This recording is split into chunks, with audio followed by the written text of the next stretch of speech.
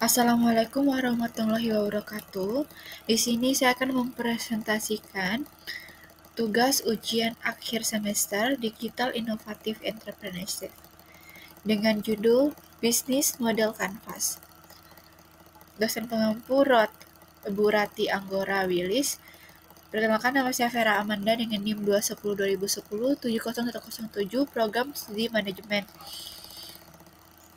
Sini saya akan menjelaskan apa itu model bisnis. Suatu model bisnis menggambarkan pemikiran tentang bagaimana sebuah organisasi menciptakan, memberikan, dan menangkap nilai-nilai, baik itu ekonomi, sosial, ataupun bentuk-bentuk nilai-nilai lainnya. Business Model Canvas atau BMC. Business Model Canvas merupakan sebuah tool dalam strategi manajemen untuk menerjemahkan konsep, konsumen, infrastruktur maupun keuangan perusahaan dalam bentuk elemen-elemen visual. Konsep bisnis model kanvas mengandalkan gambar-gambar ide sehingga setiap orang memiliki pemahaman yang sama dan real terhadap tipe-tipe konsumen mereka, pengeluaran biaya, cara kerja perusahaan, dan sebagainya. Bisnis model kanvas diciptakan oleh Alexander Osterwalder pada tahun 2005. Dapat digunakan oleh semua lini masa bisnis tanpa batas sektor usahanya. Tujuan dari BMC adalah sebagai analisa kekuatan dan kekurangan dalam bisnis. Fungsi BMC: memudahkan wirausaha untuk menuangkan ide bisnis dalam satu bagan sederhana. Terjemahan konsep, ide, gagasan suatu bisnis dalam elemen-elemen visual. Rencana bisnis terfokus karena detail setiap elemen BMC memudahkan wirausaha untuk memahami tujuan bisnis, alat diskusi yang simpel dengan mitra bisnis lainnya, dan paduan untuk mengeksekusi bisnis. Elemen modal bisnis. Terdapat 9 elemen modal bisnis. Yang pertama, value proposition. Value proposition atau proposisi nilai konsumen merupakan suatu nilai jual produk atau jasa yang dapat dilihat oleh konsumen sehingga konsumen dapat memilih sebuah produk atau jasa.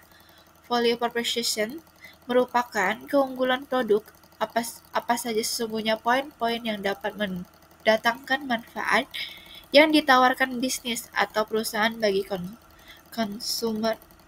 customer segmennya.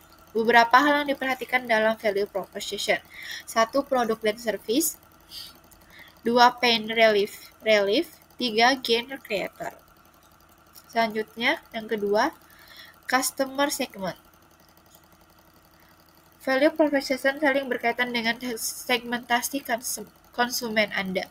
Target konsumen bisa dibagi menjadi berbagai segmen sesuai kebutuhan. Contohnya, berdasarkan usia, gender, hobi, maupun tingkat konsumerisme. Yang ketiga, channel.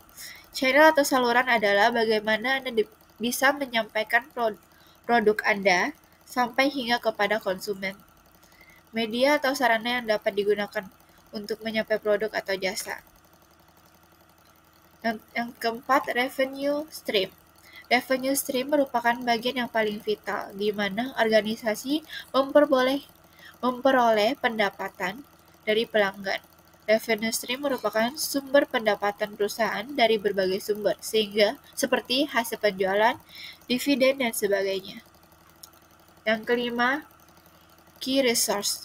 Key resource adalah sekat dalam bisnis modal kanvas yang berisikan daftar sumber daya yang sebaiknya direncanakan dan dimiliki perusahaan untuk mewujudkan value proposition agar dapat berkompetitif dengan baik di dalam industri bisnis yang Anda geluti.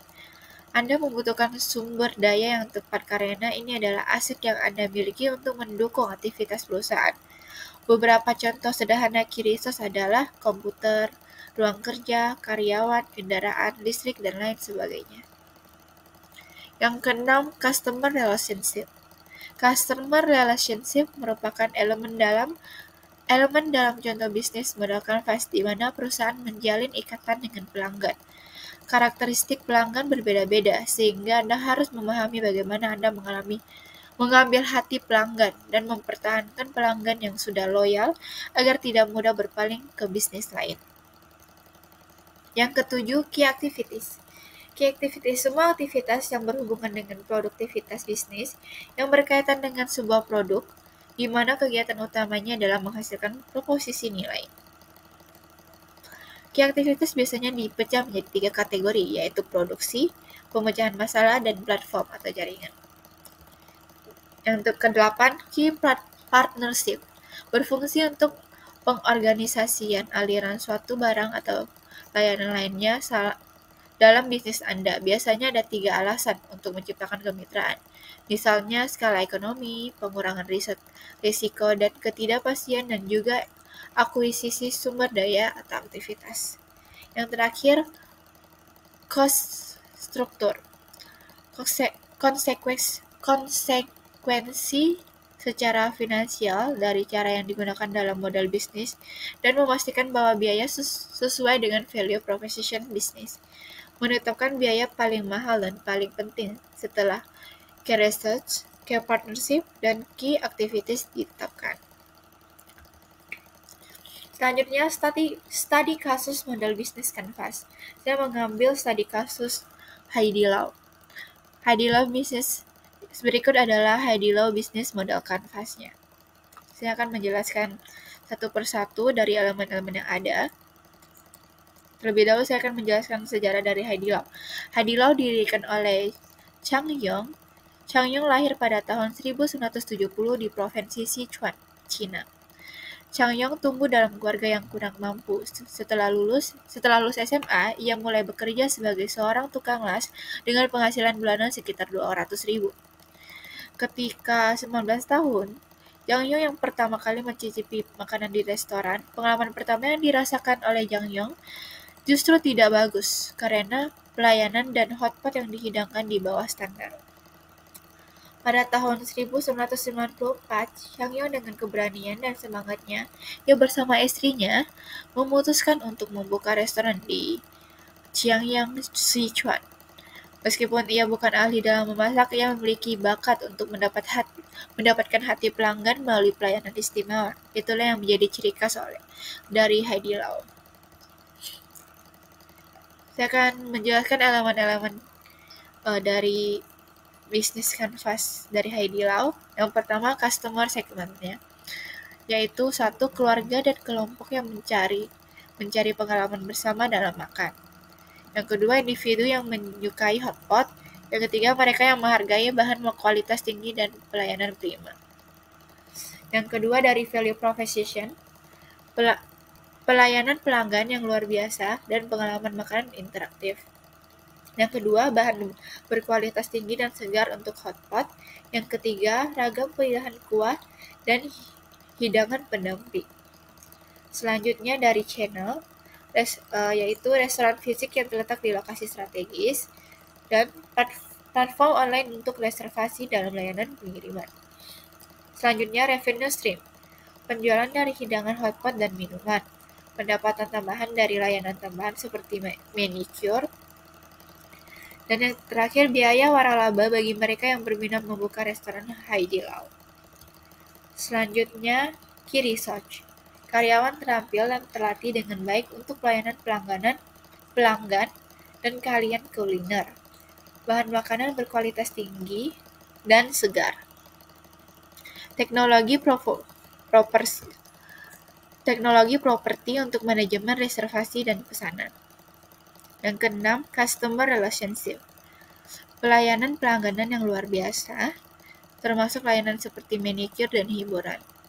Program royalitas dan promosi untuk mempertahankan pelanggan.